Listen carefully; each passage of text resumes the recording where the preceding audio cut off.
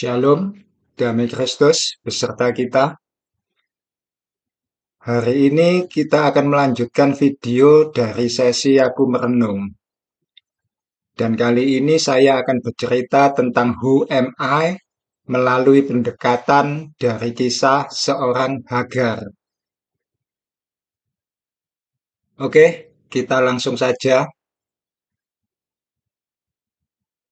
Jadi saudara, suatu hari dalam proses saya untuk menjadi seorang jurnalis, saya membaca sebuah kisah dari Alkitab, yaitu kisah dari seorang Hagar. Dan saya yakin saudara semua tahu kisah mengenai Hagar ini. Hagar itu artinya orang asing, saudara. Saya tidak tahu apakah Hagar itu memang nama asli atau semacam julukan. Sebab orang-orang pada masa itu kalau memberi nama pada anaknya biasanya memang selalu punya arti. Semua nama-nama tokoh dalam Alkitab itu punya arti. Abram itu artinya Bapa yang mulia. Ishak itu artinya dia tertawa. Yakub artinya penipu. Israel artinya Allah bergumul. Ada juga yang mengartikan Allah yang memerintah. Israel juga bisa diartikan hamba Allah. Macam-macam. Tapi yang jelas, selalu ada makna di balik nama seseorang itu. Laban itu artinya putih, suci, tidak bersalah. Kalau dalam bahasa Arab diartikan sebagai susu. Susu itu apa warnanya? Ya putih. Maknanya sama. Nah, semacam itulah kira-kira orang pada zaman itu kalau memberi nama pada seorang anak. Selalu punya arti. Dan kita tidak sedang membicarakan arti nama-nama. Saya hanya melakukan sedikit intermezzo dengan harapan nanti saudara bisa menemukan sendiri benang merahnya dari semua intermezzo-intermezzo yang saya bicarakan. Jadi sekali lagi, Hagar itu artinya orang asing.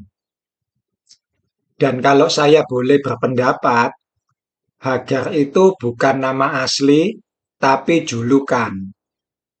Seperti kalau kita memberi julukan pada teman-teman kita.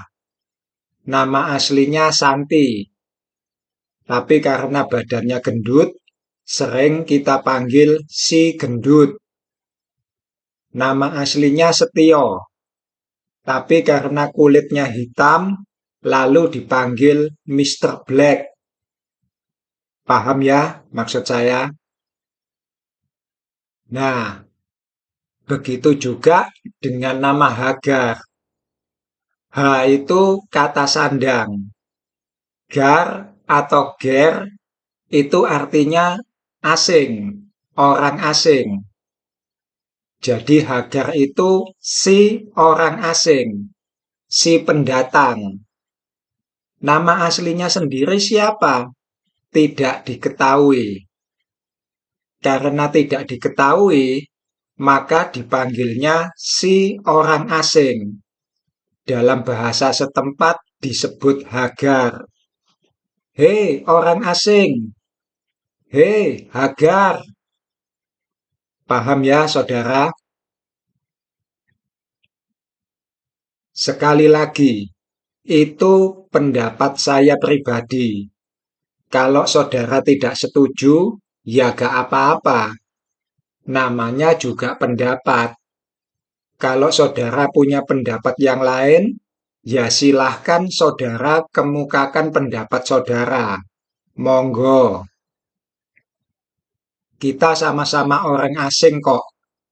Orang asing di dunia yang juga asing bagi roh yang ada di dalam diri kita masing-masing. Di mana ini? Tempat apa ini? Kenapa aku bisa ada di sini?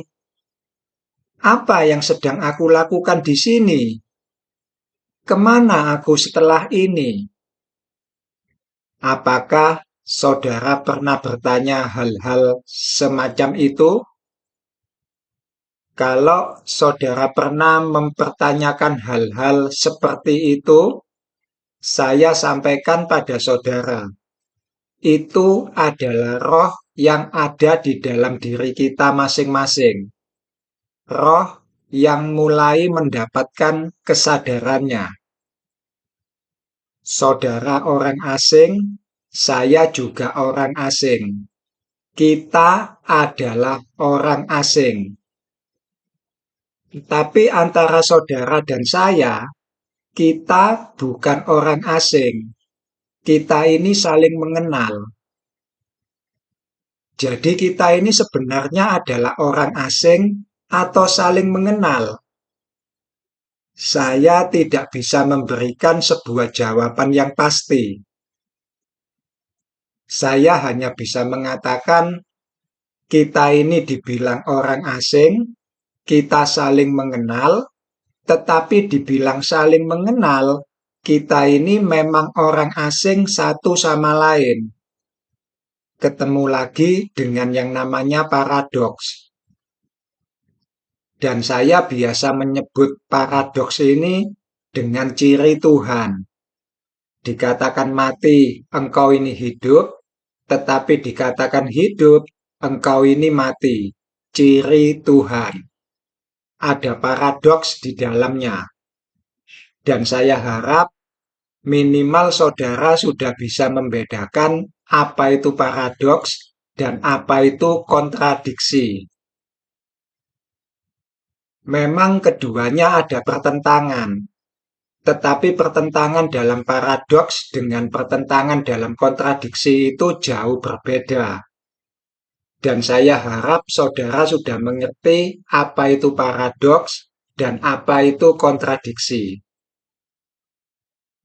Oke, saya lanjutkan. Jadi saya membaca kisah tentang Hagar, saudara. Yaitu kisah di mana ketika Hagar ditindas oleh Sarai, lalu melarikan diri ke padang gurun. Di padang gurun itulah kemudian Hagar bertemu dengan malaikat Adonai, malaikat Tuhan. Tuhannya huruf besar semua. Jadi kita baca malaikat Adonai. Lalu malaikat tersebut bertanya pada Hagar, "Hai orang asing, dari manakah datangmu dan kemanakah pergimu?" Dan saya terpaku dengan kalimat tanya tersebut. Dari manakah datangmu dan kemanakah pergimu? Saya benar-benar terpaku dengan pertanyaan itu. Apa arti pertanyaanmu ini, hai malaikat? Dari manakah datangmu dan kemanakah pergimu? Adakah ini suatu pertanyaan yang dangkal? Dari manakah datangmu? Aku dari Pasuruan. Kemanakah pergimu? Ke Jakarta, aku kan kembali.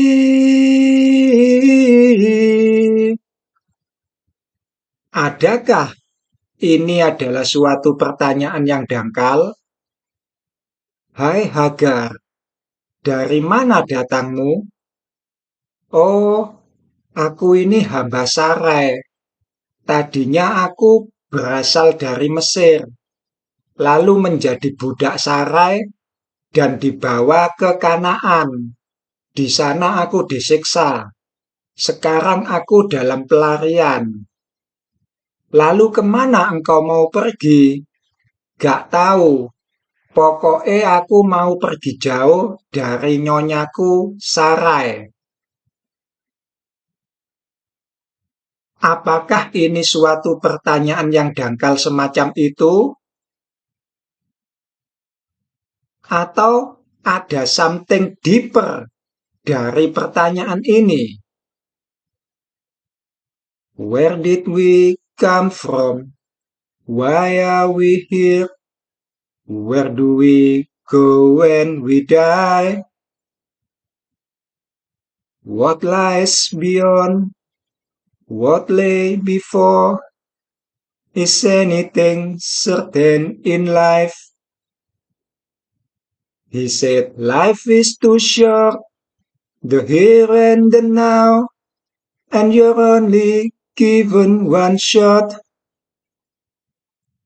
Could there be more? Have I lived before? Could this be all that we've got?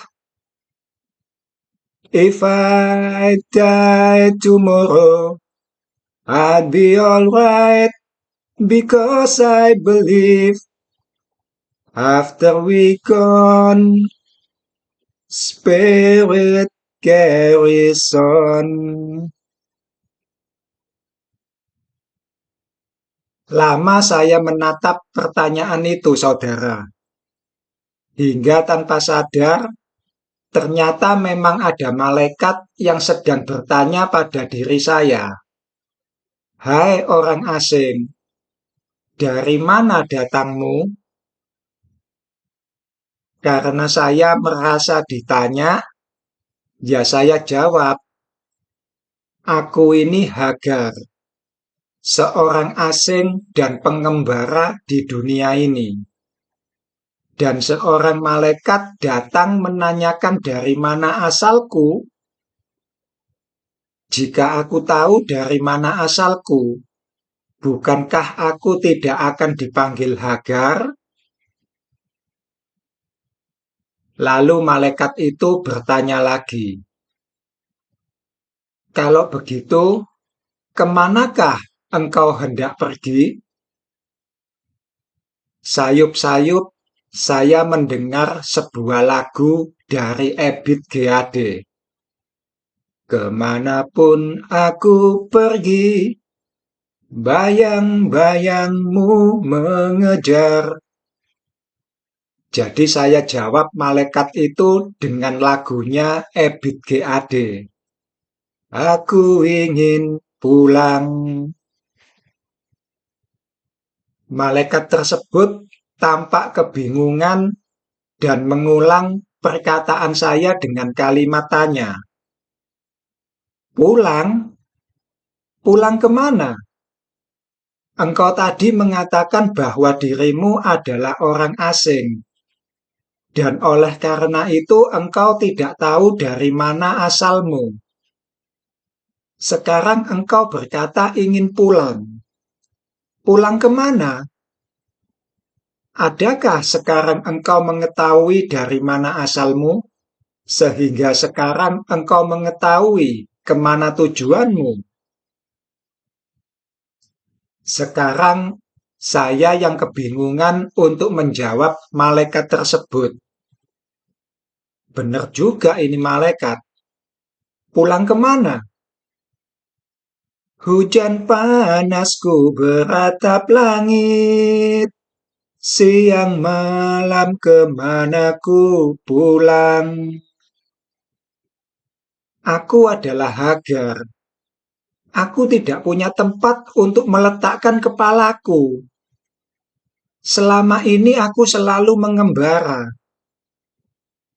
Lalu saya melihat ke sekeliling. Ada di mana aku ini? Dan mau kemana aku saat ini? Sementara saya kebingungan, malaikat tersebut kemudian berkata, kembalilah dari mana engkau tadi datang, dan biarkan dirimu ditindas. Engkau sudah ada di rumah. Dan tiba-tiba saya sudah kembali ke dalam raga saya. Sebuah rumah. Rumah tempat di mana roh saya tinggal saat ini.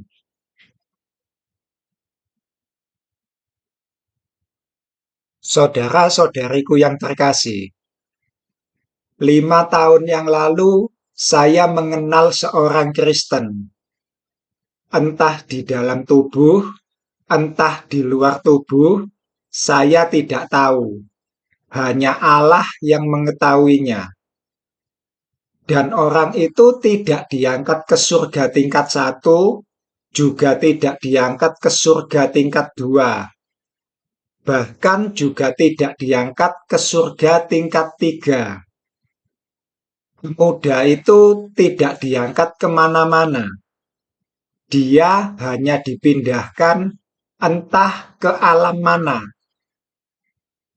Dan dia dipindahkan bukan tanpa sebab. Dia dipindahkan oleh karena pemuda ini mengetahui sesuatu, saudara. Dia mengetahui bahwa sebenarnya roh itu tidak bisa dibatasi oleh apapun, bahkan oleh sebuah tubuh. Dan pengetahuannya itu ia dapatkan ketika jiwa dan raganya sudah tidak mempunyai keinginan apa-apa lagi. Atau lebih tepatnya, ketika dia mulai takut akan Tuhan. Pengetahuan itu ia dapatkan ketika dia mulai takut akan Tuhan. Permulaan pengetahuan adalah takut akan Tuhan. Saya sangat mengenal pemuda ini. 5 tahun yang lalu, pemuda ini sudah mencapai nirwana. Dia sudah tidak mempunyai keinginan apa-apa lagi. Bahkan bisa dikatakan sampai detik ini. Tapi bagi pemuda tersebut, nirwana itu belum sempurna jika raganya belum masuk ke liang lahat. Sebab ketika dia lapar, keinginan untuk makan sudah pasti akan ada. Ketika dia haus, keinginan untuk minum sudah pasti ada. Tapi keinginan untuk makan apa itu sendiri memang sudah tidak ada. Aku ingin soto, aku ingin rawon, aku ingin es degan, aku ingin es campur. Keinginan semacam itu memang sudah tidak ada lagi. Aku ingin handphone model A. Aku ingin laptop model B. Aku ingin punya mobil mewah, lengkap dengan AC tip dan sopir pribadi, kata Opi Andaresta. Tapi kata guru saya, ingin, mana sempet. Boleh gak sih saya panggil guru? Atau ibu dosen saja ya? Whatever lah. Atau ibu pendeta? Ah, pusing saya. Kita lanjut saja. Semua keinginan macam itu sudah tidak ada lagi. Tapi kalau ingin tertawa ketika ada sesuatu yang lucu, ingin menangis ketika ada sesuatu yang menyedihkan, bahkan ingin makan ketika lapar, bagi pemuda tersebut, dia katakan paradoks. Sebab keinginan semacam itu dikatakan bisa dimatikan, keinginan itu alami. Dikatakan alami, keinginan macam itu bisa dimatikan. Oleh sebab itu, pemuda ini mengatakan nirwana itu tidak akan pernah bisa sempurna sebelum raganya masuk liang lahat. Dan dia menyadari, sangat menyadari, bahwa untuk perkara yang satu ini Dia tidak bisa melakukannya seenak udele dhewe. Aku ingin mati. Ingin mati itu juga salah satu bentuk keinginan. Aku ingin mati. Lalu ada yang mengakhiri hidupnya sendiri oleh karena diajar untuk mematikan segala keinginan. Tidak bisa seperti itu. Aku ingin mati. Matikan keinginanmu. Ya jangan mati. Pahamkah saudara?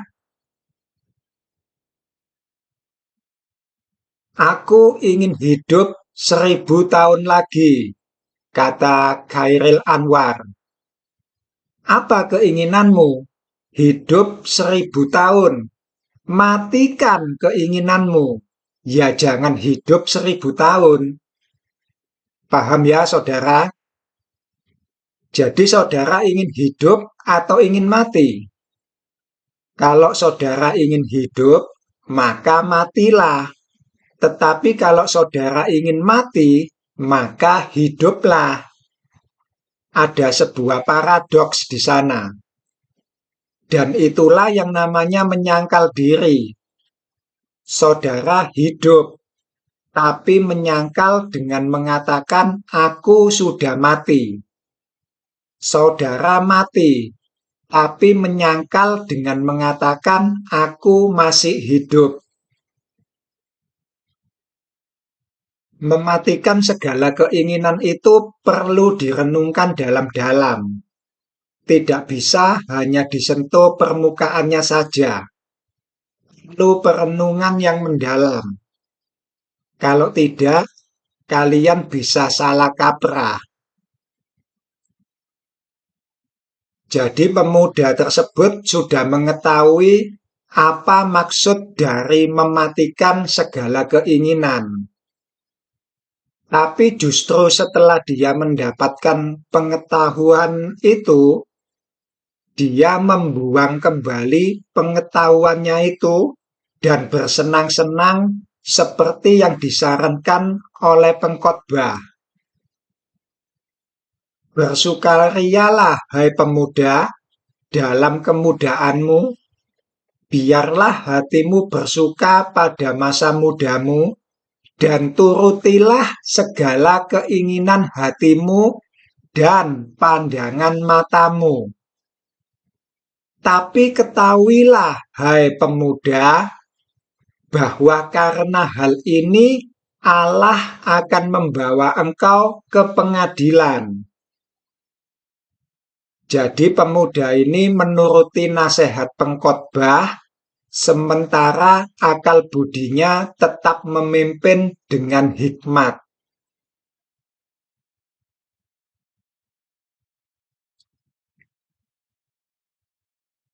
Memahami kata-kata pengkhotbah ini susah, saudara. Bagi saya pribadi lebih mudah memahami kata-kata Paulus daripada memahami perkataan Salomo. Apalagi menerapkan perkataan Salomo. Hal ini seumpama seperti sebuah perintah. Mabuklah, tapi jangan sampai mabuk. Atau perintah Adonai pada Yesaya. Jelaskan pada mereka, tapi jangan sampai mereka mengerti. Sangat sulit untuk dilakukan. Kalau sampai saya tidak menjelaskan, saya bersalah. Sebab perintahnya adalah jelaskan. Tapi kalau saya jelaskan sehingga mereka mengerti, saya juga bersalah. Sebab perintahnya jangan sampai mereka mengerti. Susah untuk dilakukan. Tapi walaupun sulit, puji Tuhan pemuda ini sanggup melakukannya sampai detik ini. Baik, saudara-saudariku yang terkasih. Jadi, dari sepenggal kisah tadi, siapakah kita ini sebenarnya? Apakah kita adalah malaikat yang diberi tubuh? Saya harap kita tidak berhenti pada pemberian label saja. Manusia adalah bla bla bla bla bla, tanpa menggali makna dari label yang sudah kita berikan itu sendiri. Kita sudah memberi label pada diri kita sendiri. Aku adalah A, aku adalah B, aku adalah C. Sekarang cobalah untuk menggali label-label itu lebih dalam lagi. Siapakah aku? Saudara-saudariku yang terkasih, kisah di mana Sarai menindas Hagar ini adalah gambaran di mana Hagar itu adalah roh dan Sarai itu adalah dunia. Roh tinggal di dalam dunia, maka kondisi roh itu sangat tersiksa. Kenapa? Karena dunia ini bukanlah rumah bagi roh.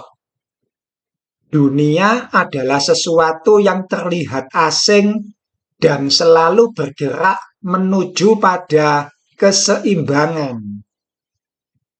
Perlu perjuangan yang sangat ekstrim untuk bisa bertahan hidup. Perlu usaha keras untuk membuat dunia ini tetap tidak seimbang. Lalu rumahnya roh itu ada di mana? Dan roh itu sendiri sebenarnya apa? Yesus telah menyatakan pada kita semua bahwa Tuhan itu adalah roh. Tapi roh itu sendiri apa atau siapa? Kita akan bahas itu nanti dalam video berseri kita mengenal Tuhan. Hari ini anggaplah saya berikan trailernya saja. Jadi sekali lagi, Hagar itu adalah gambaran dari roh, sementara Sarai adalah gambaran dari dunia.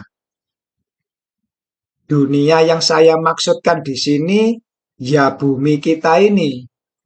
Sebuah planet dengan tetek bengek persoalan di dalamnya. Roh hidup di bumi dipastikan akan menderita, sebab roh tersebut tidak bisa bergerak bebas.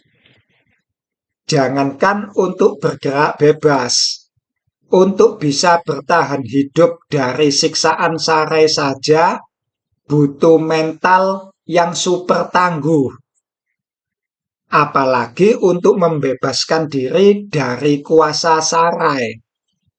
Membebaskan diri dari belenggu dunia. Perlu perjuangan yang sangat ekstrim. Bumi menyiksa roh. Sarai menyiksa Hagar. LAI memakai bahasa menindas. Bahasa aslinya fate aneha. Dari kata kerja anah yang artinya mencemari. Defile, menurut Kamus Strong. Mengotori, mencemari, menodai. Jadi roh tersebut dinodai oleh bumi. Ditindas, bahasa Alkitab tadi. Roh itu apa? Kita tidak tahu. Gambarannya ya Hagar ini. Sejarah dari seorang Hagar itu sendiri tidak banyak yang bisa kita ketahui. Bahkan kita hanya mengetahui satu hal saja, bahwa dia berasal dari Mesir. Sudah, itu saja. Dan tiba-tiba dia sudah menjadi budaknya Sarai.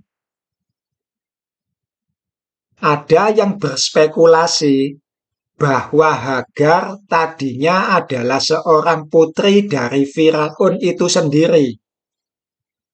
Spekulasi ini diambil dari Kisah Kejadian 12 ketika Abram pergi ke Mesir.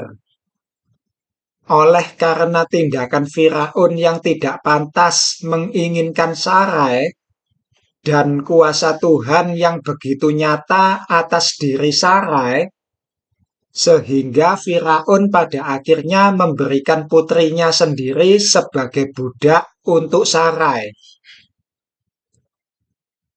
Salah satu yang menyebutkan spekulasi itu adalah Targum Jonathan dan Midras Genesis Rabbah, dan tentu saja beberapa sumber dari kalangan umat Islam. Ya gak apa-apa, namanya juga spekulasi.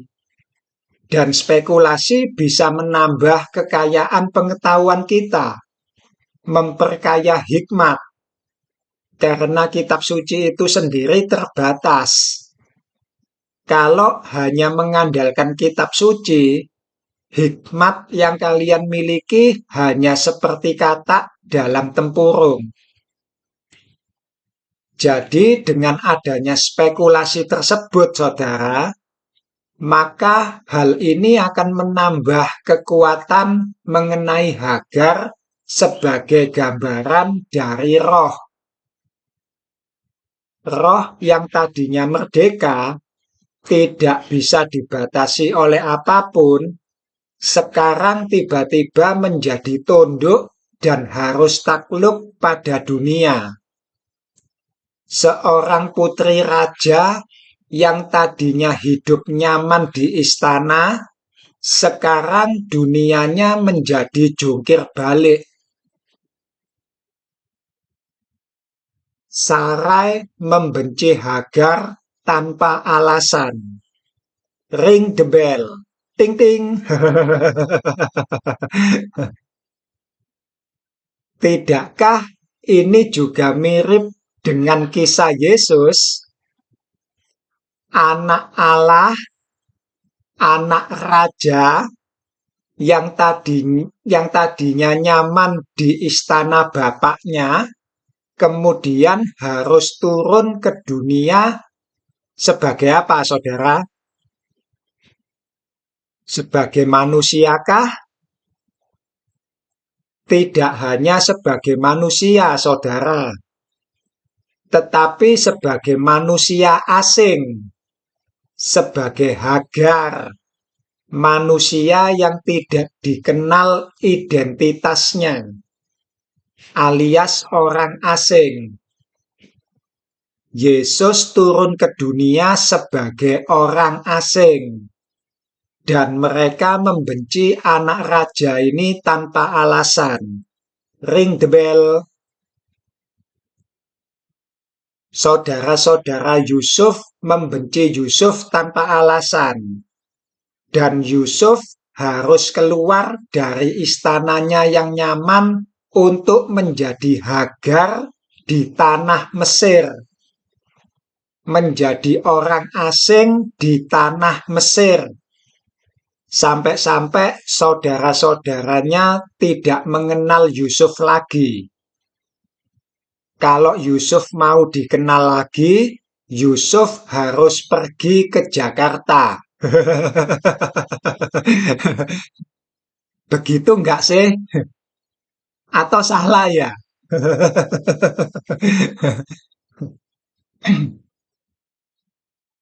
Ring the bell.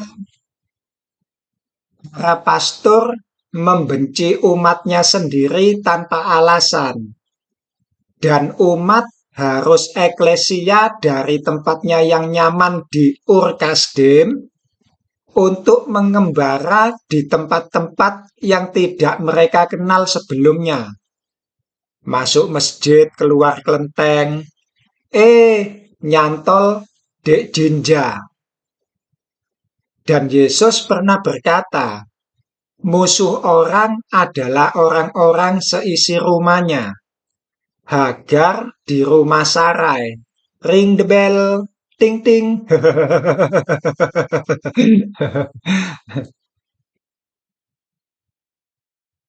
Hagar tidak lagi menjadi seorang prinses, tapi seketika itu juga turun derajatnya menjadi seorang budak. Maka dunianya sekarang bukan lagi istana raja, melainkan Sarai. Dunia Hagar adalah Sarai. Kemanapun Sarai pergi, Hagar harus ikut. Roh tidak lagi memiliki kebebasan. Kalau kita membayangkan kisah Hagar ketika ditindas Sarai, dalam adegan ini yang menjadi tokoh antagonis justru Sarai. Hagar ditindas habis-habisan. Hagar mengalami kekerasan, baik kekerasan secara fisik maupun kekerasan secara verbal. Hagar dibuli.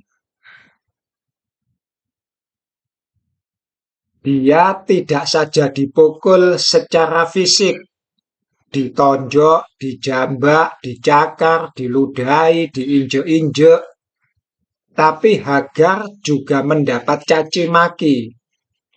Mungkin dia dikata-katai bodoh, dungu, tolol, seperti yang sering kita dengar dan kita saksikan sendiri dari para pastor di channel-channel YouTube mereka, di dunia yang mereka bangun sendiri. Terutama pastor-pastor yang kecanduan debat panggung. Seorang Hagar mungkin juga dikata-katai sebagai perempuan jalan. Dasar perempuan sundal lu, kemayu, dan lain sebagainya yang arahnya negatif. Perkataan demi perkataan menyakitkan yang bisa menghancurkan mentalnya Hagar. Sarai toksik. Roh tinggal di dunia. Hagar tinggal di dalam Sarai, Sarai tinggal di dalam Hagar. Dipastikan Hagar sangat menderita. Ini kalau Hagar dan Sarai itu hanyalah sebagai simbol. Tetapi kalau dalam dunia nyata, Hagar tinggal di dalam Sarai, Sarai tinggal di dalam Hagar, maka keduanya sama-sama akan menderita. Sebab Sarai tidak mau melepaskan Hagar. Hal itu akan membuat diri Sarai menderita sendiri. Paham ya saudara? Maksud saya ini, dengan melepaskan, maka bebanmu menjadi ringan. Ikut Yesus harus melepaskan segalanya. Ring the bell, ting ting.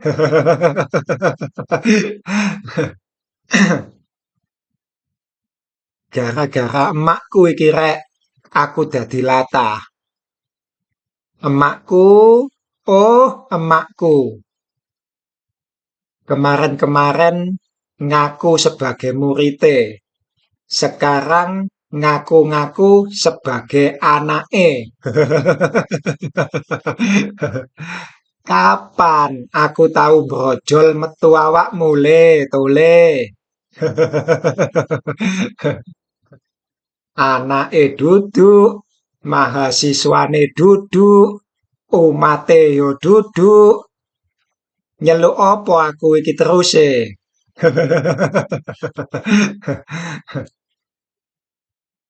Nah, ini. Kalian jangan pernah mengaku-ngaku sebagai murid Yesus. Aku murid Yesus. Jangan pernah. Lebih baik tidak pernah mengaku sebagai murid Yesus, tetapi Yesus sendirilah yang mengakui kalian sebagai muridnya. Dia muridku, kepadanya aku berkenan. Daripada kalian mengaku-ngaku sebagai murid Yesus, tetapi Yesus sendiri berkata, "Enyalah dari hadapanku, aku tidak mengenalmu." Paham ya, saudara? Ring the bell, ting ting. Saya mulai suka frasa ini. Ring the bell, ringing on the way. Oke, kita lanjutkan. Nah, jika roh itu tidak diketahui, bagaimana mengetahui rumah roh itu ada di mana? Kok bisa kita mengatakan bahwa dunia ini bukan rumahnya roh? Begini, saudara, video ini sebenarnya saya buat dalam konteks renungan. Seharusnya tidak ada penjelasan. Tapi karena saya tidak tahu bagaimana cara mengemas sebuah renungan, jadi ya sudahlah, kita putar balik saja. Tubuh kita adalah bait Allah. Kita kembali pada penciptaan Adam saja dulu. Tubuhnya Adam itu dibuat dari debu tanah. Setelah dibentuk, yatsar, di dalam tubuh itu masih kosong. Tohu bohu. Ring the bell please. Ring the bell mulu, gak kelar-kelar iki. Saudara baca sendiri saja bagaimana bumi diciptakan. Jadi meskipun bangunannya sudah jadi, tapi isinya kosong. Saya ulang, tubuhnya Adam dibentuk dari debu tanah. Setelah dibentuk, dalemannya itu masih kosong. Memang ada jantung, ada ginjal, ada usus, dan lain sebagainya. Tapi semua itu masih kosong.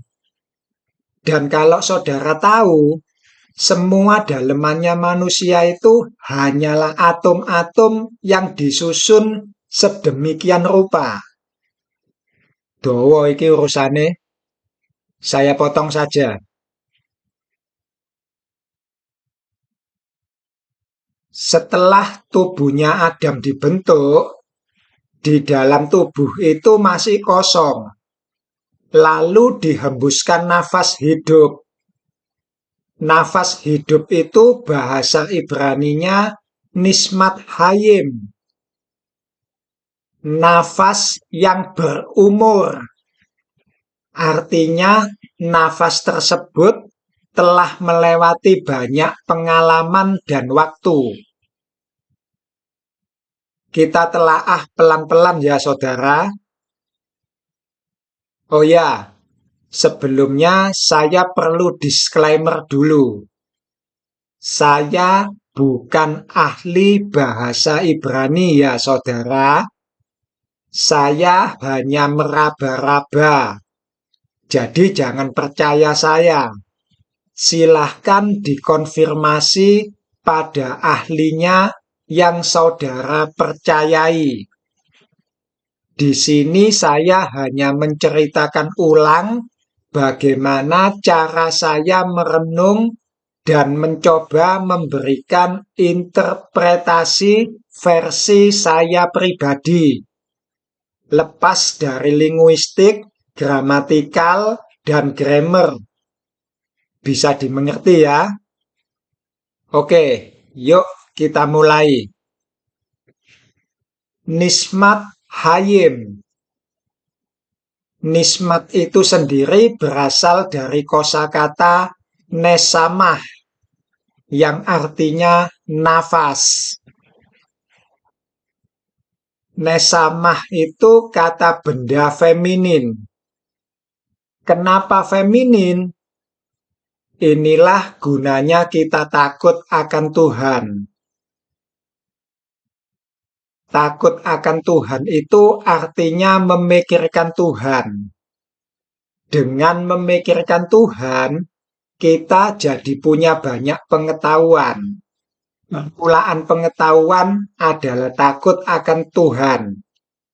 Dengan takut akan Tuhan, kita jadi punya banyak pertanyaan di benak kita.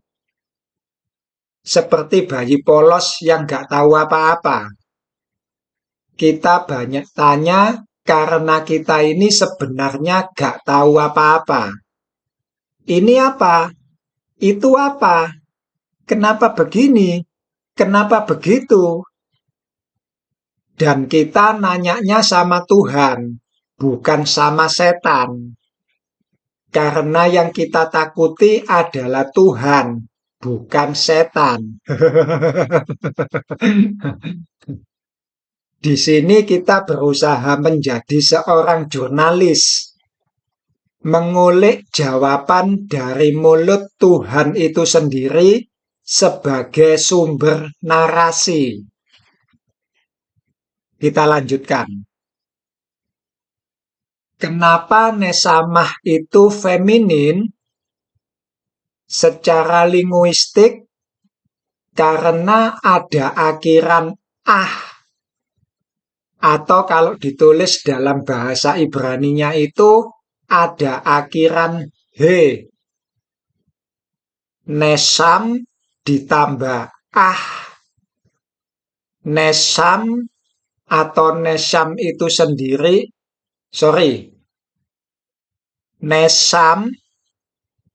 nesam itu sendiri kata kerja yang artinya terengah-engah. Ya seperti kalau kita bernafas gitu loh. Megap-megap, mengembang, mengempis, mengembang, mengempis.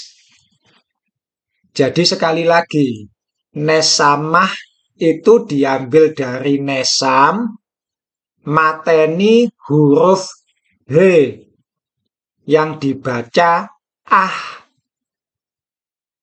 Dan seperti yang sudah saya sampaikan tadi, saya kurang mengerti gramatikal. Karena saya menemukan kosakata nepes yang juga kata benda feminin tapi tidak pakai akhiran ah atau he, melainkan mateni huruf sin. Makanya saya mempertanyakan, kenapa feminin? Dan jawabannya karena ah. Itu alasan yang menjengkelkan untuk saya pribadi. Bukan jawaban yang cukup memuaskan hati saya. Dan hal ini bukan berarti saya sedang mencari guru-guru palsu untuk memuaskan keinginan telinga saya. Saya justru sedang mencari guru sejati yang bisa menyingkap sebuah kebenaran.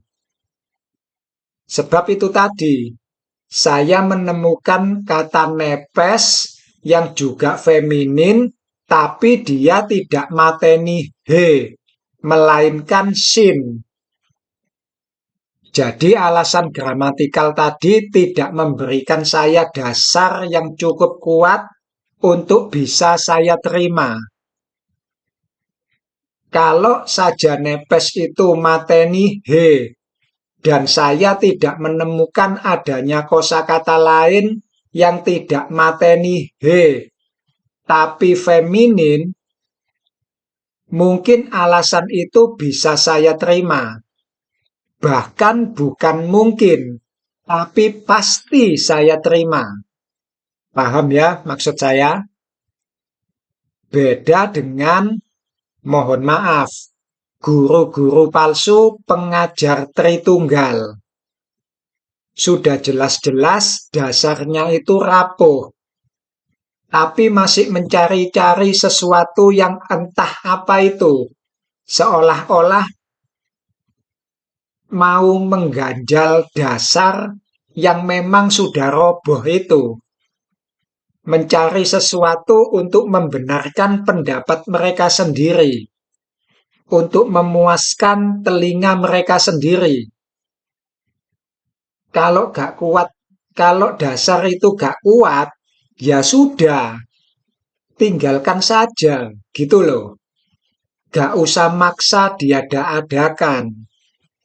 Itulah yang namanya mencari guru-guru palsu untuk memuaskan keinginan telinga mereka. Cobalah untuk mencari apa yang memang sudah ada dan dasar itu memang cukup kuat. Alasan gramatikal itu tadi kan tidak cukup kuat. Ya sudah, saya tinggalkan. Kita coba cari alasan lain yang mungkin lebih kuat. Paham ya, saudara? Kita justru sedang mencari guru sejati yang bisa menyingkapkan kebenaran. Tidak perlu ngotot. Gramatikal itu adalah alasan yang valid. Kamu itu gak pernah belajar grammar, makanya bego. Ya orang ngono, rek. Paham ya, saudara? Oke, kita fokus lagi. Karena saya tidak menemukan alasan yang kuat dari gramatikal tersebut, jadi untuk sementara pertuhan dengan grammar. Saya ambil dari sisi filsafat saja. Kenapa nesamah feminin? Karena nesamah itu keluar dari tubuh. Dan apa yang keluar dari tubuh, kalau dipersonifikasi akan digambarkan sebagai perempuan. Pertanyaan kita sekarang, nesamah ini keluar dari tubuh siapa? Jawabannya adalah dari ruah. Ring the bell. Yesus pernah berkata, Allah itu roh. Kalau kita kembalikan ke dalam bahasa Ibrani menjadi Elohim Ruahu. Ruah menghembuskan nismat hayim. Kata kerja yang dipakai adalah nepek, fayipah, menghembuskan. Jadi ada yang keluar dari diri ruah. Apa yang keluar? Ya nesamah inilah yang keluar.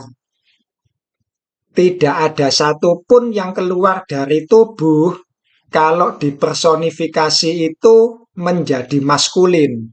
Semuanya feminin. Nesamah ini dihembuskan keluar dari ruah. Maka dia seorang perempuan. Oleh sebab itu, nesamah ini dikatakan feminin. Sampai sini jelas ya. Kita lanjutkan pada pertanyaan selanjutnya. Nesamah itu punya arti nafas. Juga bisa berarti roh. Ruah menghembuskan nesamah. Roh menghembuskan roh. Pertanyaan saya, samakah nesamah ini dengan ruah? Sama atau tidak, saudara? Mengingat nesamah ini tadi keluar dari ruah, maka saya katakan nesamah ini tidak sama dengan ruah. Nesamah ini hanya inspirasi dari ruah. Dan inspirasi itu sendiri adalah salah satu pengertian dari nesamah. Nesamah punya arti inspirasi, punya arti nafas, punya arti hembusan, punya arti roh, punya arti jiwa. Macem-macem. Tapi esensinya sama, yaitu sesuatu yang keluar dari ruah. Jadi nesamah ini berbeda dengan ruah. Tetapi dikatakan berbeda, sebenarnya nesamah ini sama dengan ruah, ciri Tuhan. Kenapa saya katakan sama? Karena ruah itu sebenarnya bukan Adonai itu sendiri. Maksud saya, ruah itu bukan Yod-He-Vav-He. Ruah itu juga kata benda dan bergender feminin, sama seperti nesamah. Artinya, ruah itu sendiri keluar dari tubuh Adonai, keluar dari Yod-He-Vav-He. Dan Adonai ini tidak punya gender. Yod-He-Vav-He tidak punya gender. Dia hanya menjadi.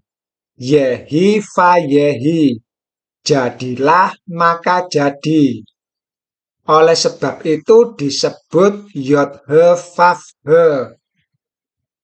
Bukan kata benda, bukan kata kerja, bukan kata sifat, bukan kata sandang, bukan kata ganti, bukan semua kata-kata apapun. Dia hanya menjadi.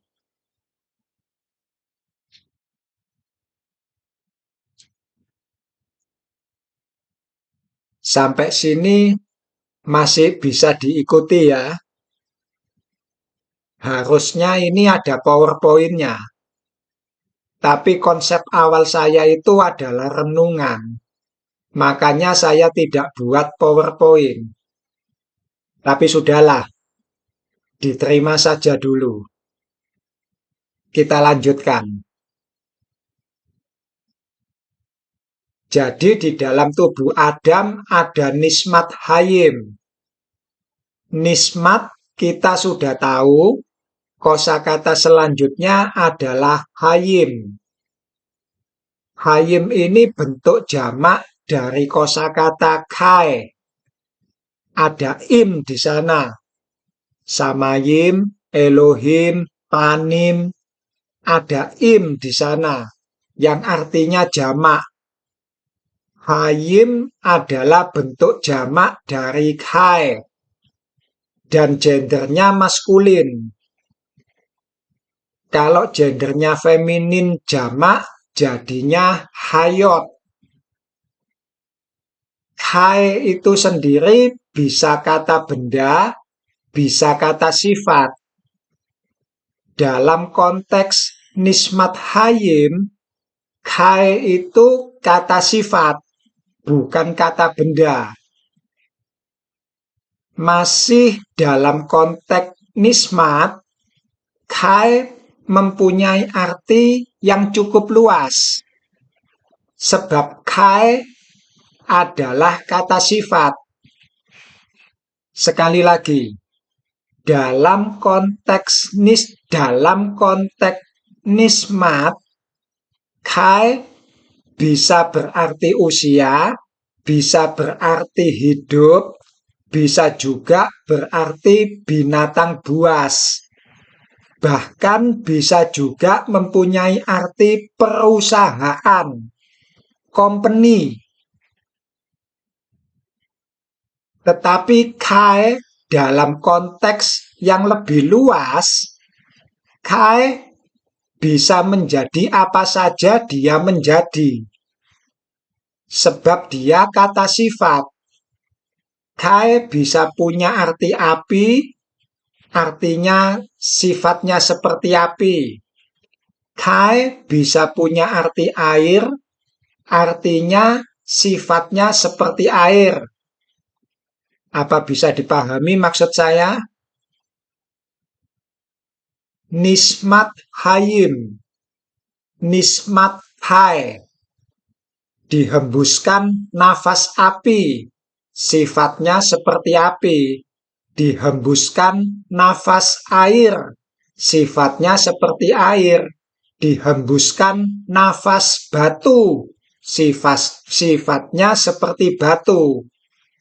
Sekali lagi, ini dalam konteks yang lebih luas. Kalau dalam konteks nismat, dihembuskan nafas hidup, sifatnya hidup. Paham ya? Kai berasal dari kata kerja kaya. Mateni di sana. Kalau kata linguistik tadi, kaya itu berarti feminin. Kai ditambah Tapi seperti yang sudah saya sampaikan tadi, Tuhan dengan linguistik, saya tidak akan memecah kayah ini dengan kai ditambah tapi saya akan pecah dengan ka ditambah yah. Dan yah di sini akan saya baca sebagai kependekan nama Adonai. Sebab Yah inilah yang bisa menjadi apa saja dia menjadi. Yah mau menjadi hidup, Yah mau menjadi binatang buas, Yah mau menjadi manusia, Yah mau menjadi api, menjadi air, menjadi batu, menjadi langit, menjadi bumi, menjadi bintang, menjadi awan, menjadi nebula, terserah Yah.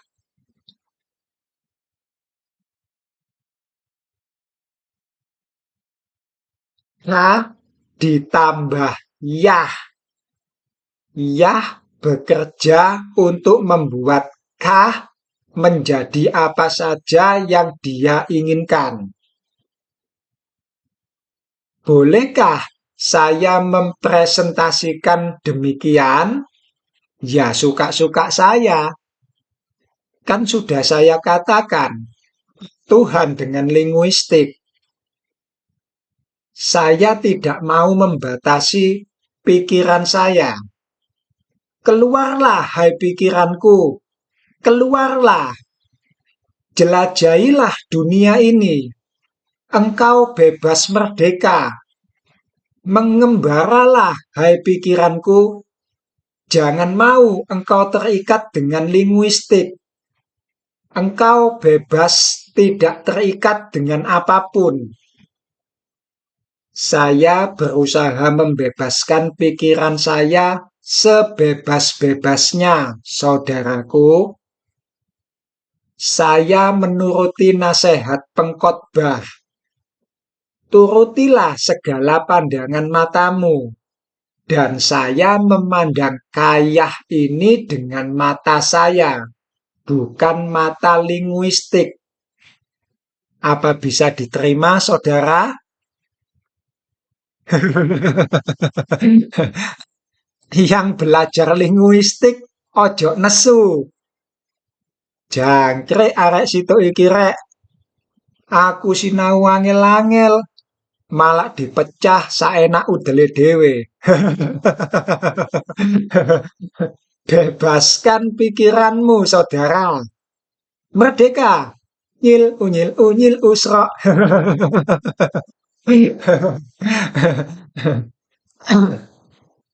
Oke, kita balik ke Nismat Hayim. Daripada kalian stres, uring-uringan gak jelas.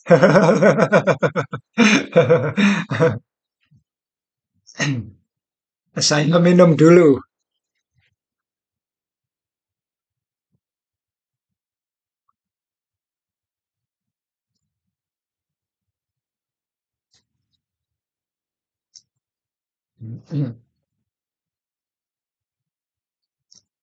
Jadi, Nismat Hayim itu bisa dibaca nafas hidup, bisa juga dibaca nafas usia, bisa juga dibaca nafas binatang buas. Gak apa-apa, mau dibaca apapun, kuncinya itu adalah kata sifat. Kita coba masukkan Nismat Hayim sebagai nafas binatang buas. Artinya apa? Artinya Nismat Hayim ini memiliki sifat seperti binatang buas. Kalau dia menerkam, siapa yang bisa melepaskan? Loh, kan begitu, saudara. Sekali lagi, kuncinya itu adalah kata sifat. Kita masukkan Nismat Hayim sebagai nafas perusahaan. Artinya, nismat tersebut punya investasi dalam tubuh Adam. Kira-kira kan seperti itu, saudara. Sifatnya investasi. Nafas usia, artinya nafas yang berumur. Artinya lagi, nafas tersebut sudah banyak makan asam garam.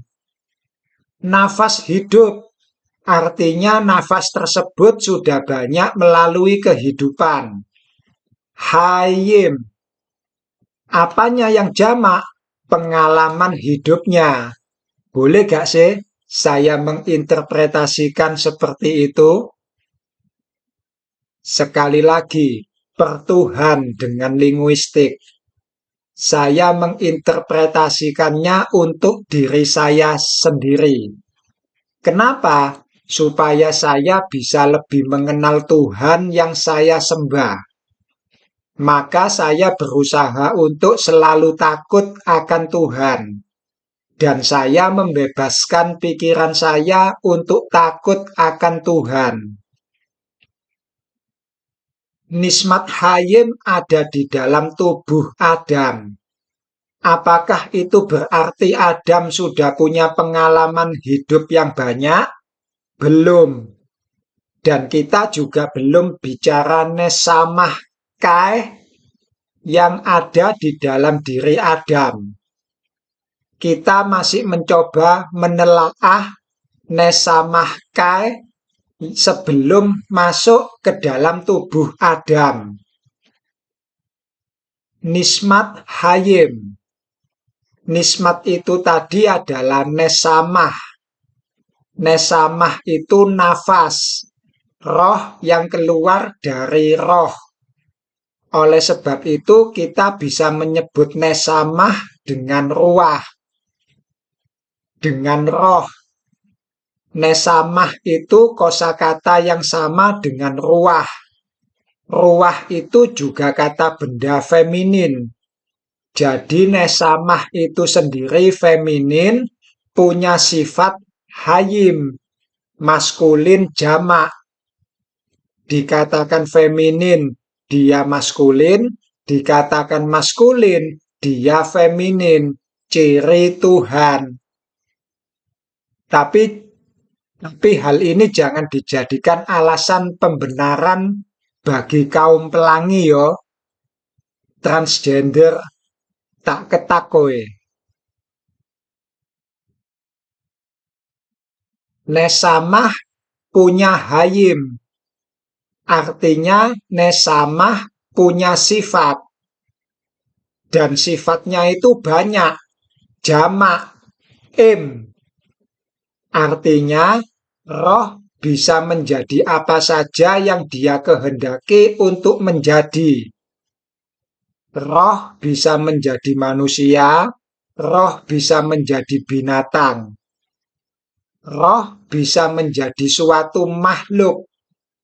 Roh bisa menjadi pohon, roh bisa menjadi api, roh bisa menjadi air, roh bisa menjadi udara, roh bisa menjadi tanah, roh bisa menjadi batu, dan lain sebagainya. Jamak, banyak. Batu kan tidak hidup. Sekali lagi, tolong diingat, yang hidup itu roh, nesamah. Hayem itu kata sifat. Sifatnya seperti udara, seperti air, seperti batu. Paham ya, saudara? Kita lanjutkan. Nesamah punya kai. Roh memiliki umur. Apakah itu berarti roh punya batas umur? Punya. Berarti roh itu tidak kekal dong. Roh dalam pengertian nesamah memang tidak kekal. Dia punya batas usia. Tetapi roh yang dalam pengertian ruah, saya tidak tahu. Ruah itu juga punya umur, sebab dia keluar dari Adonai.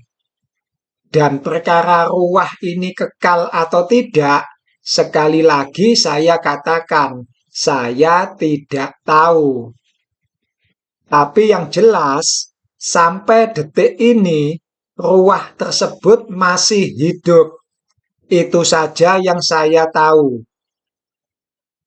Saya katakan ruah memiliki umur bukan dalam pengertian ruah itu punya batas usia, tapi lebih condong pada pengalaman hidup sang ruah itu sendiri yang sudah banyak makan asam garam, sudah banyak, sudah melalui banyak ruang dan waktu dalam kehidupan ini.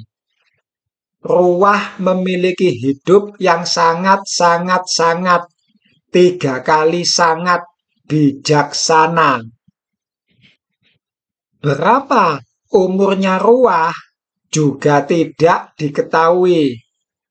Tapi karena dia telah melewati banyak pengalaman hidup dan waktu, sudah banyak makan asam garam, kita sebut saja dia sebagai yang lanjut usia. Dan yang lanjut usia ini tidak ada yang menyamai. Bahkan yang seperti anak manusia dalam kitab Daniel, makhluk itu pun tidak setara dengan yang lanjut usia. Sampai sini jelas ya. Jadi ada nesamah, ada ruah. Nesamah itu sendiri keluar dari ruah. Dan yang kita bicarakan adalah nesamah sebelum dia dihembuskan oleh ruah ke dalam tubuh Adam. Nesamah itu sendiri feminin, tapi punya sifat maskulin. Nismat hayim, nafas yang sudah berumur.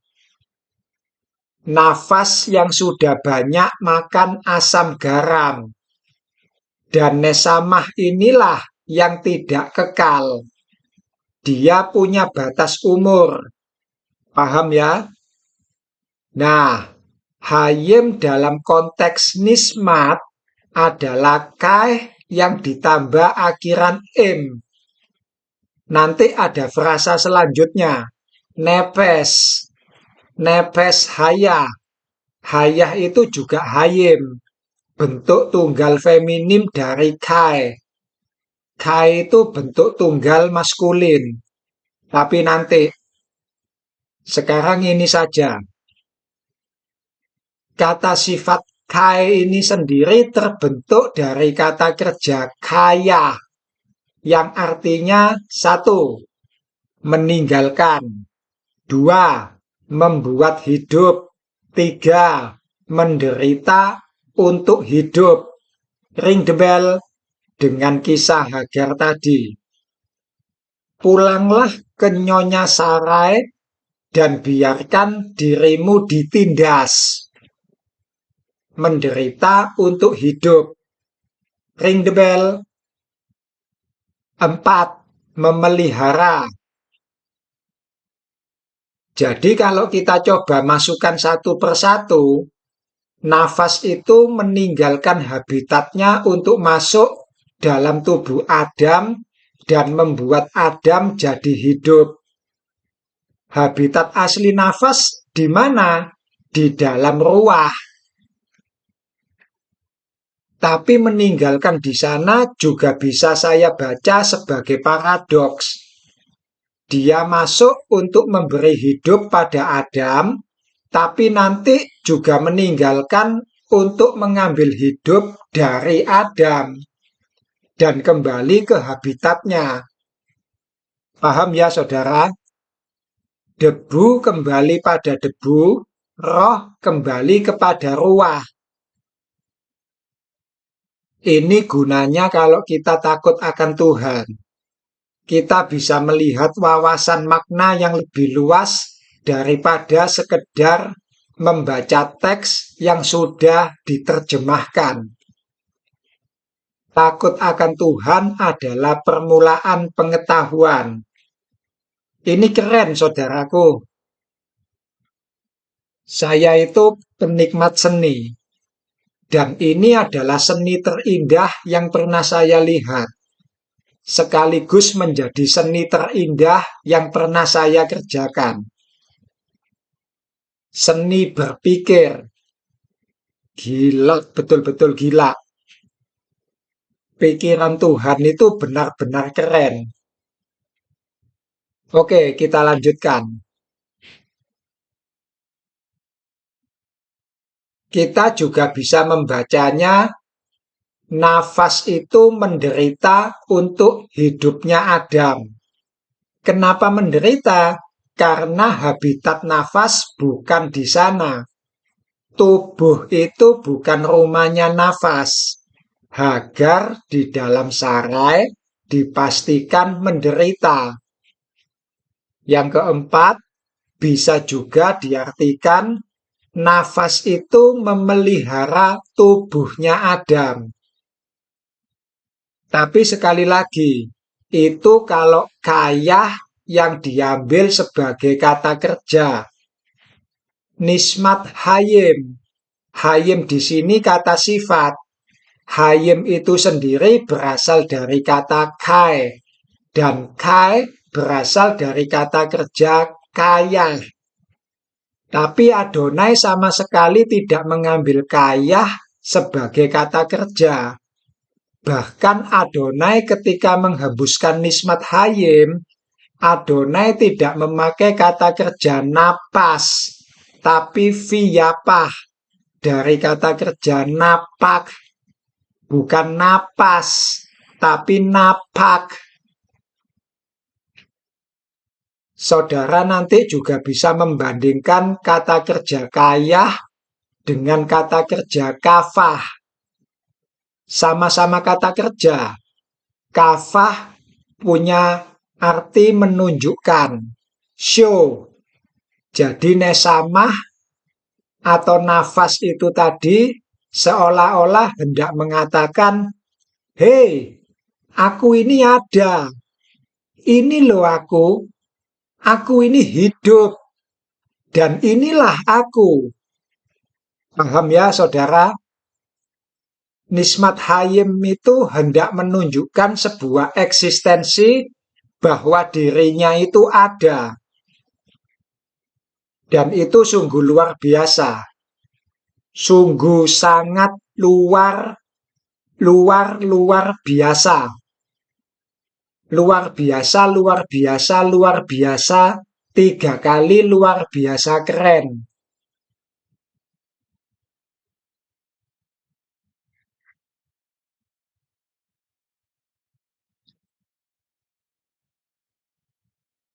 Kayah, hayah, belakangnya ada yah. Yang mana nanti saya baca sebagai kependekan nama Adonai. Yang tadi kalian podo nesu iku lho.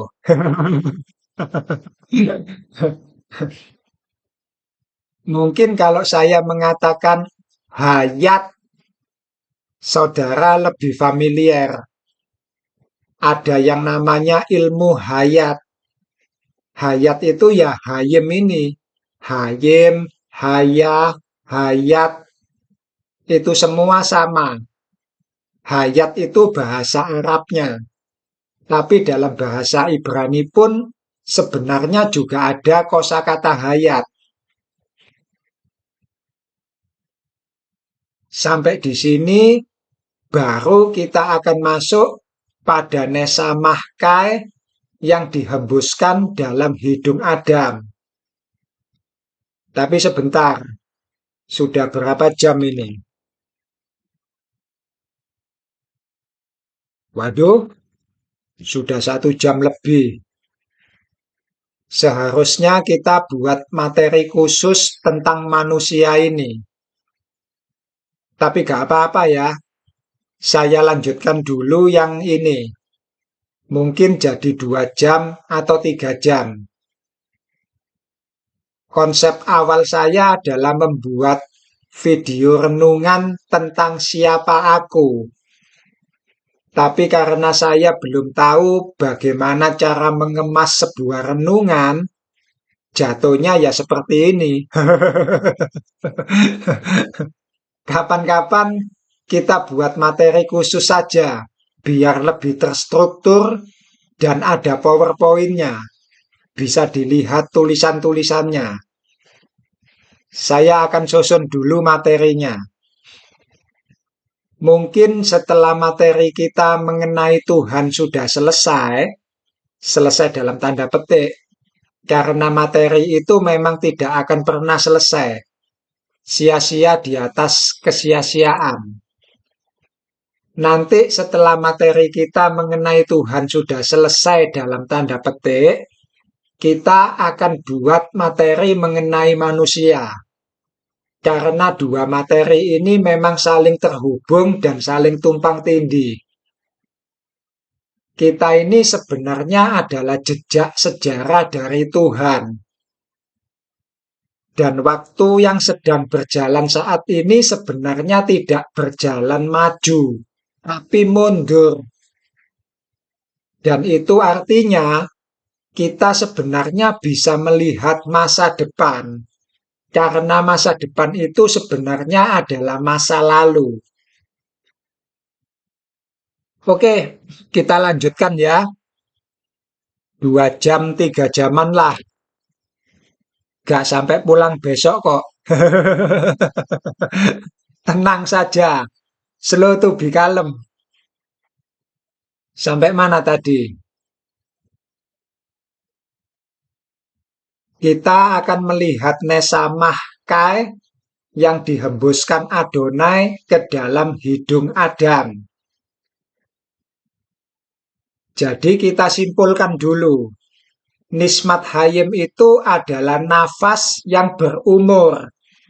Berumur di sini bukan dalam pengertian dia sudah tua. Meskipun dia memang sudah tua dan banyak pengalaman hidup. Tapi berumur di sini dalam arti memiliki umur. Ada batas usianya. Punya tanggal kadaluarsanya. Ada expired date-nya. Paham ya maksud saya?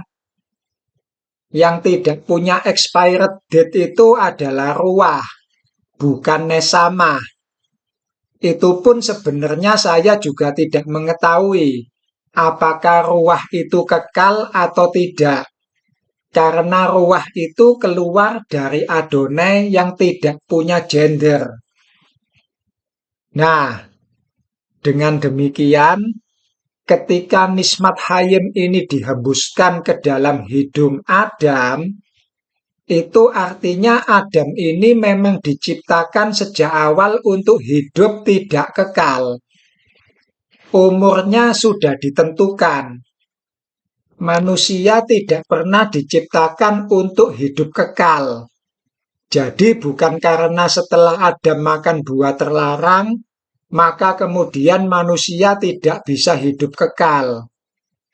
Bukan demikian, tapi memang diciptakan untuk tidak kekal. Buah terlarang itu hanya membuat nismat hayim yang ada di dalam tubuh manusia ini menjadi tidak sadar.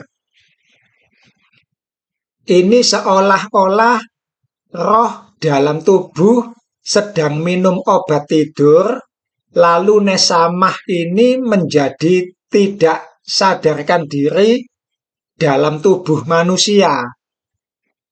Tubuh ini hanya dijadikan tenda sebagai tempat istirahat sementara bagi roh. Atau katakanlah, roh ini ingin bersenang-senang di dalam tenda. Jadi kalau dia lagi mabuk karena minum anggur, dia bisa langsung rebah di dalam tenda. Dan yang menjadi anggur adalah buah dari pohon pengetahuan. Maka ketahuilah juga bahwa pengetahuan itu bisa bikin orang jadi mabuk, saudara. Sementara nesamah yang sedang mabuk atau sedang istirahat itu adalah ruah yang menjadi nesamah. Karena ruah itu sendiri sebenarnya memang tidak pernah berhenti bergerak. Dia selalu mengembara. Jadi ruah tersebut mengubah dirinya sendiri menjadi nesamah untuk masuk ke dalam tubuh manusia dan tidur di sana. Tubuh ini adalah hari Sabat bagi roh. Ring the bell. Sabat diciptakan untuk manusia, bukan manusia untuk hari Sabat. Tubuh diciptakan untuk roh, bukan roh untuk tubuh. Tubuh ini adalah Sabat yang diciptakan bagi roh. Understand? Stand. Itu sebabnya manusia diciptakan di hari terakhir dan juga yang paling akhir, yaitu setelah binatang darat diciptakan. Di dalam tubuh binatang juga ada nismat hayim. Yang makan buah terlarang kan Adam, bukan binatang. Kalau hanya gara-gara makan buah terlarang sehingga Adam menjadi tidak kekal, harusnya kan binatang dan keturunannya masih bisa hidup kekal. Apa bisa diterima pendapat ini? Kalau kalian tidak setuju dengan pendapat saya, ya boten nopo-nopo.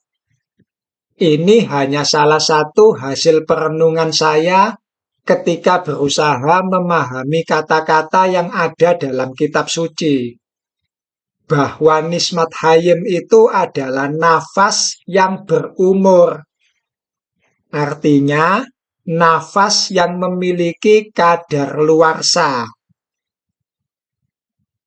Nafas yang memiliki masa hidup yang sudah ditentukan.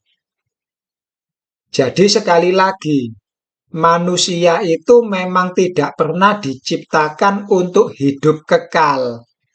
Sebab nesamah hayim itu sendiri sudah mempresentasikan dirinya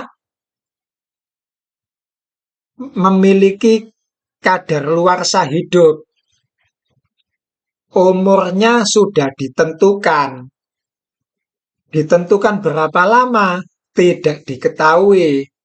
Tapi nanti Adonai memutuskan hanya 120 tahun saja. Dan itu sebuah simbolis untuk sebuah kehidupan bumi. Bukan kehidupan manusia itu sendiri. Sebab manusia itu berasal dari bumi. Adamah. 1 masa, 2 masa, setengah masa. Satu masa sudah selesai, yaitu masa Adam sampai Nuh. Itu 120 tahun. Tahun dalam hitungan roh, bukan hitungan manusia. Lalu dua masa itu 240 tahun. Dimulai dari Nuh sampai datangnya Antikris. Dan setengah masa itu 60 tahun. Dimulai dari Antikris berkuasa sampai datangnya Yesus kedua kali. Total masa bumi tinggal 300 tahun.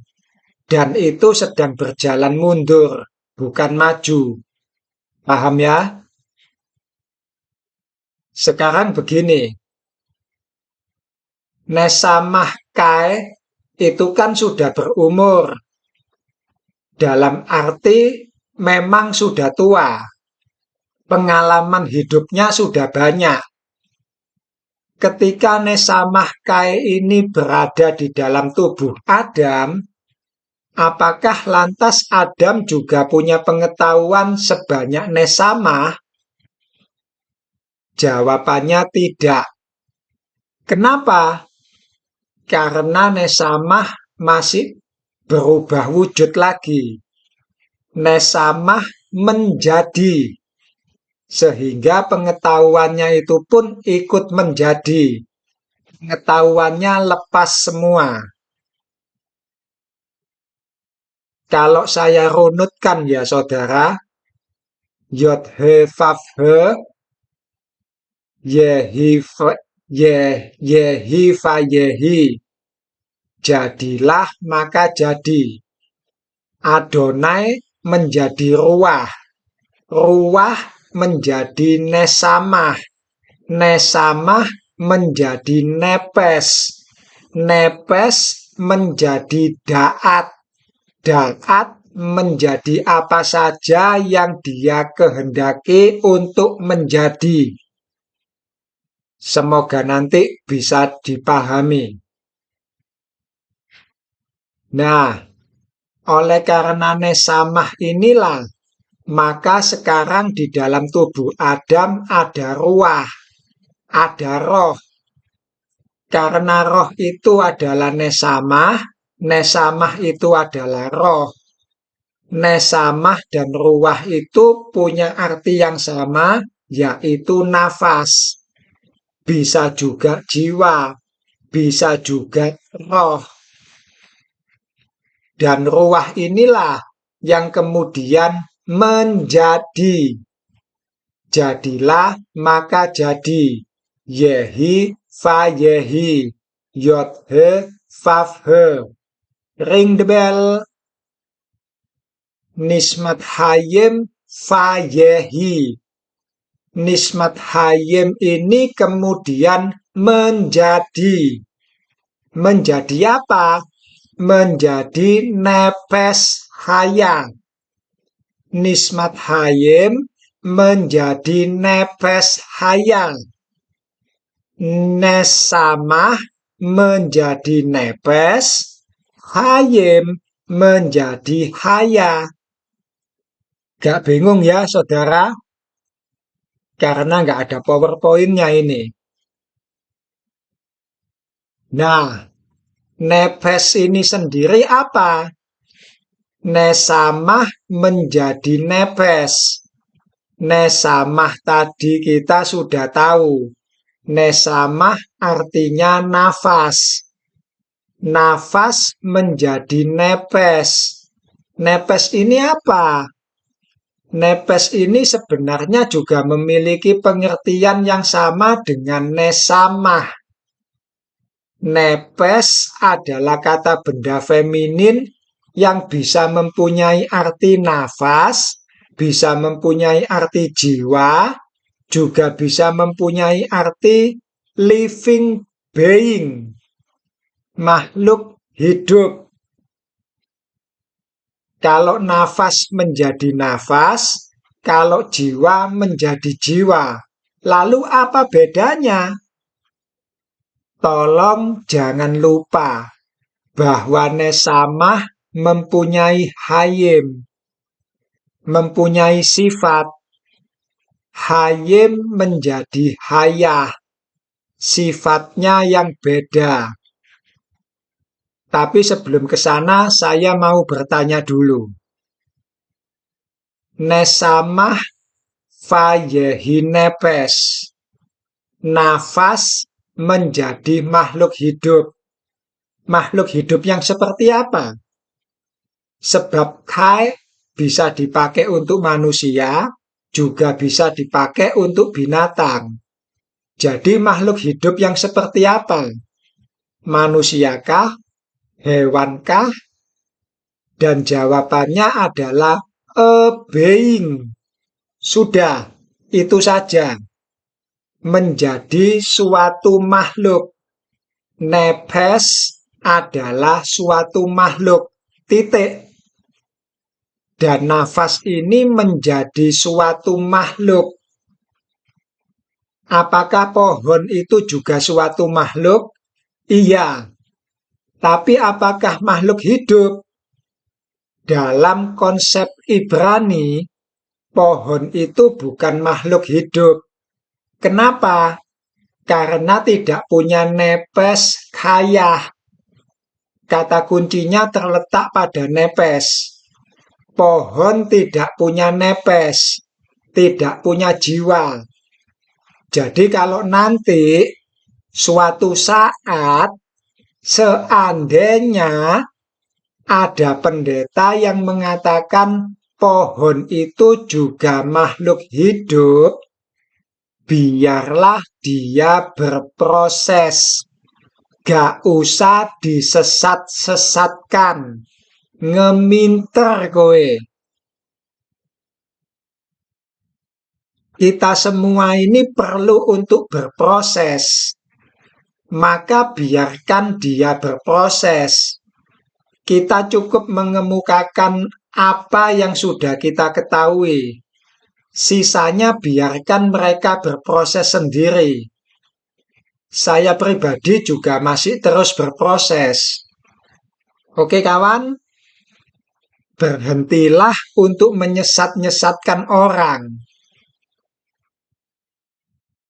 Berhentilah membodoh-bodohkan saudaramu seolah-olah dirimu sendiri yang paling pinter.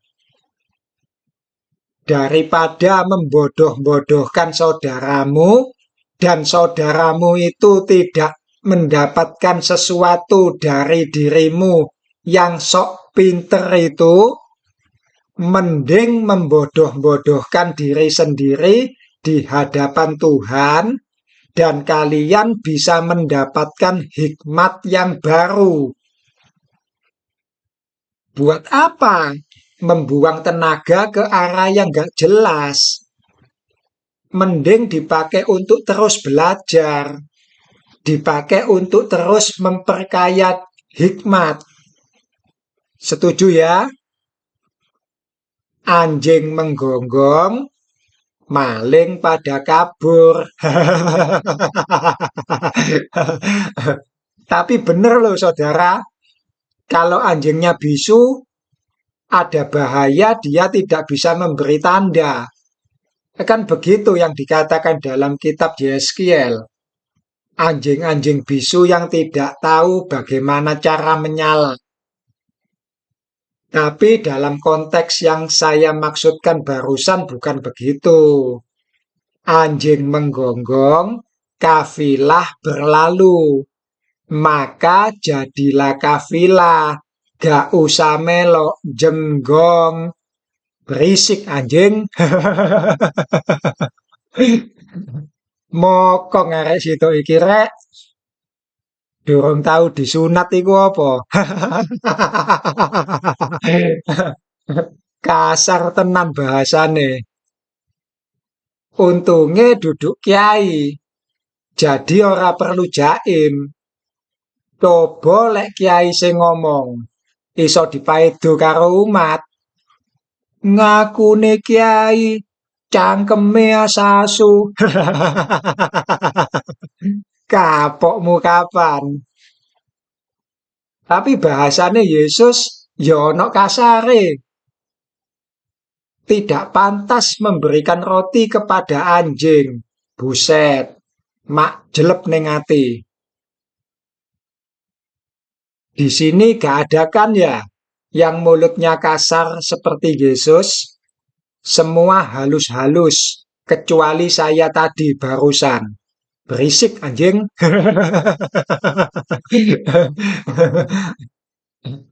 Yang kasar bukan di sini. Di sini mulutnya tidak ada yang kasar. Tapi di sana, mesti wae orang yang ada di sini pendeta semua, ora ono kiai. Sementara tadi saya mengambil contohnya seorang kiai. Coba lek kiai sing ngomong. Kalau saya bicara di mimbar masjid, yang saya ambil contoh adalah pendeta. Coba lek pendeta sing ngomong. Ngakune pendeta, cangkeme asu. Bukan di sini. Di sini tidak ada yang kasar. Tapi di sana mesti wae di masjid kiai semua, ra ono pendeta. Betul begitu enggak sih? Kenapa ya? Kita ini lebih senang menceritakan tentang orang lain. Kita lebih banyak memberi contoh dari sesuatu yang di luar diri kita. Jarang sekali kita memakai diri kita sendiri sebagai contoh dalam sebuah khotbah atau pengajaran. Yang dipakai selalu orang lain. Walaupun itu hanya sekedar candaan dalam khotbah atau pengajaran. Seperti si A itu loh, baiknya minta ampun, bla bla bla bla bla bla. Kenapa harus si A gitu loh? Kenapa bukan kebaikan dirinya sendiri yang diceritakan? Saya baik, saudara, bla bla bla bla bla. Apa karena takut dianggap sombong? Karena engkau seorang pendeta? Kalau memang saya baik hati, biarlah mulut orang yang mengatakannya, bukan mulut saya sendiri. Wede. Lalu ternyata mulut orang tidak mengatakan dirinya baik, tapi brengsek. Apa yang akan kalian lakukan? Masihkah kalian sanggup berkata, kalau saya memang brengsek, biarlah mulut orang yang mengatakannya, bukan mulut saya sendiri. Masih sanggup berkata seperti itu? Atau kalian akan membalas orang tersebut dengan mengatakan bahwa merekalah yang brengsek? Atau kalaupun tidak membalas, minimal kalian hendak membela diri kalian sendiri dengan mengatakan, aku tidak sebrengsek itu. Self-defense. Begitu juga sebaliknya. Menceritakan sesuatu yang jahat pun juga pakai orang lain. Saya punya teman si B, jahatnya minta ampun, bla bla bla bla bla. Kenapa harus si B? Kenapa tidak menceritakan jahatnya diri sendiri? Apa karena takut dicap orang? Oh, ternyata pendeta ini orang brengsek. Mulutnya sendiri loh yang ngomong dirinya brengsek. Mohon maaf, saya jadi sedikit intermezzo. Tapi hal ini masih ada hubungannya juga dengan renungan kita. Who am I? Renungan dalam tanda petik. Karena pada akhirnya video ini jadi video yang gak jelas. Ngomong apa aku ini? Kita lebih sering melihat keluar daripada melihat ke dalam diri kita sendiri. Makanya kita jarang mengenal siapa diri kita ini. Sebab yang dibicarakan dan yang dilihat selalu orang lain.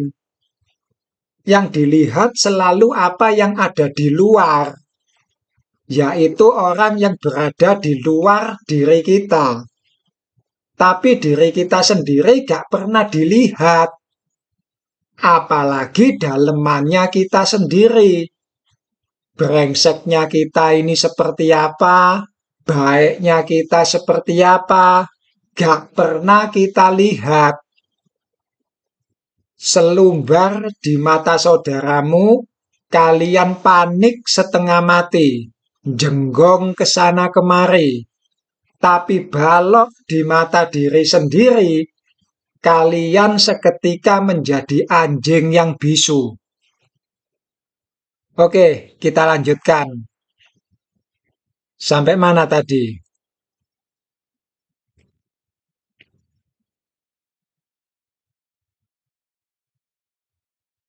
Adam itu sendiri kata benda maskulin. Sedang nepes itu tadi juga kata benda tapi feminin. Luarnya maskulin, dalamnya feminin. Apa Adam ini transgender? Bukan begitu maksudnya.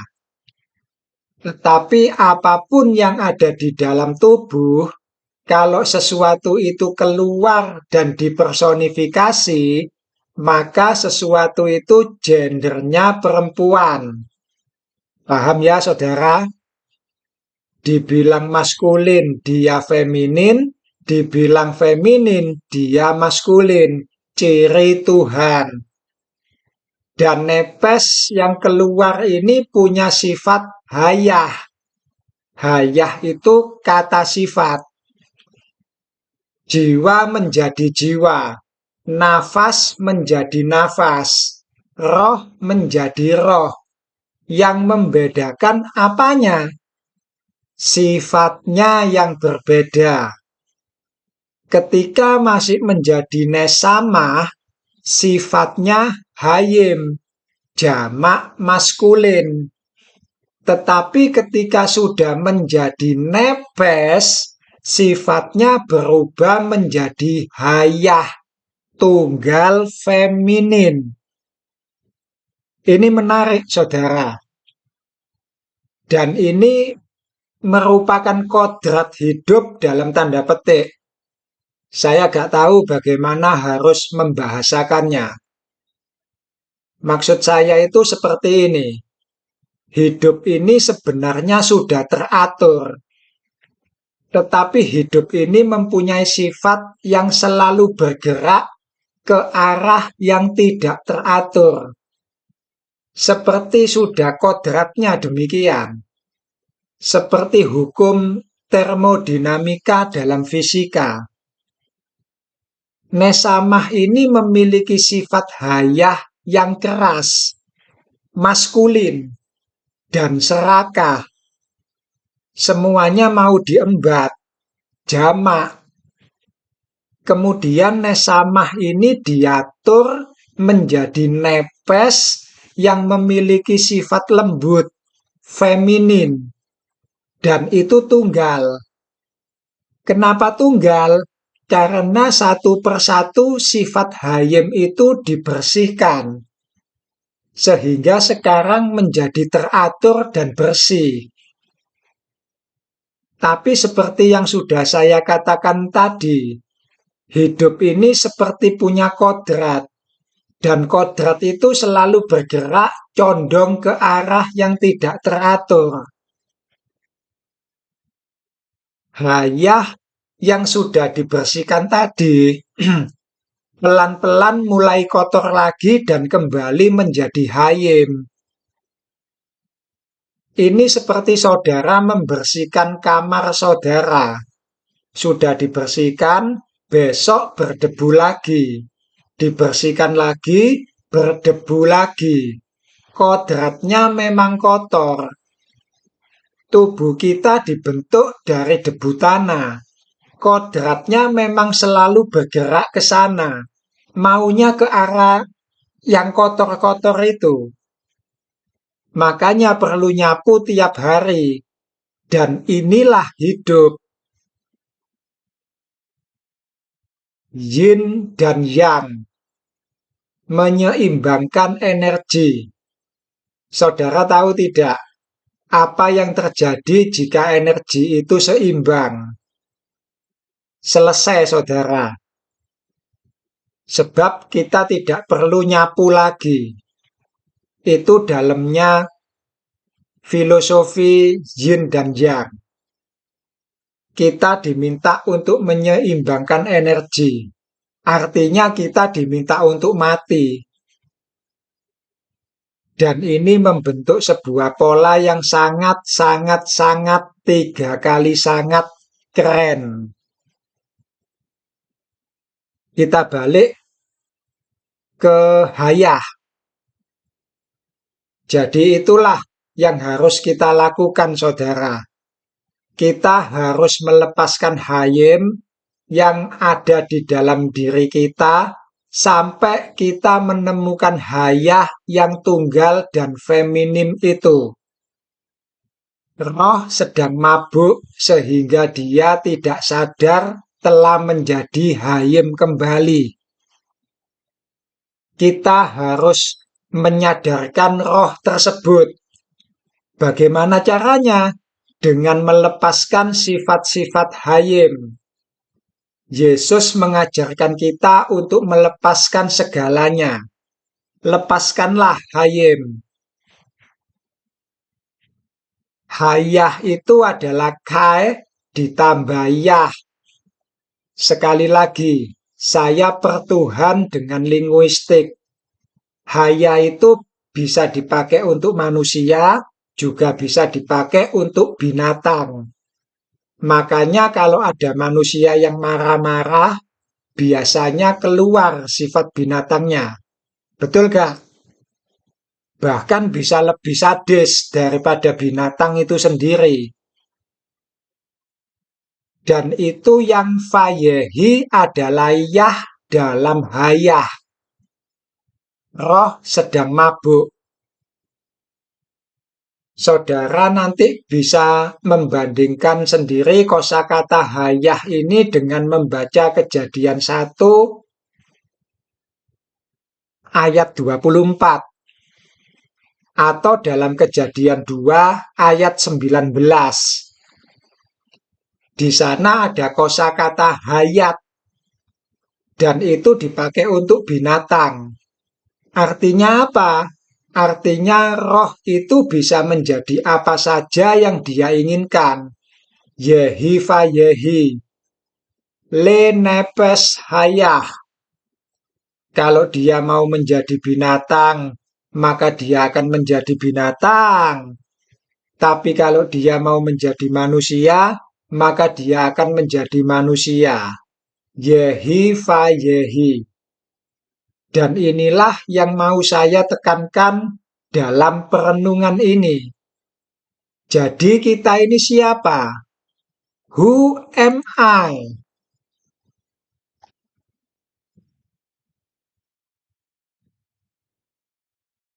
Kita diciptakan di hari yang sama dengan binatang. Dan pengkhotbah pun pernah menyamakan manusia dengan binatang. Karena di dalam tubuh manusia dan binatang ada roh yang sama. Ada nafas yang sama. Ada nepes yang sama. Yaitu nepes yang menjadi. Nepes yang fayehi. Jadi siapa kita ini? Who we are? Kita sambung di video selanjutnya. Shalom.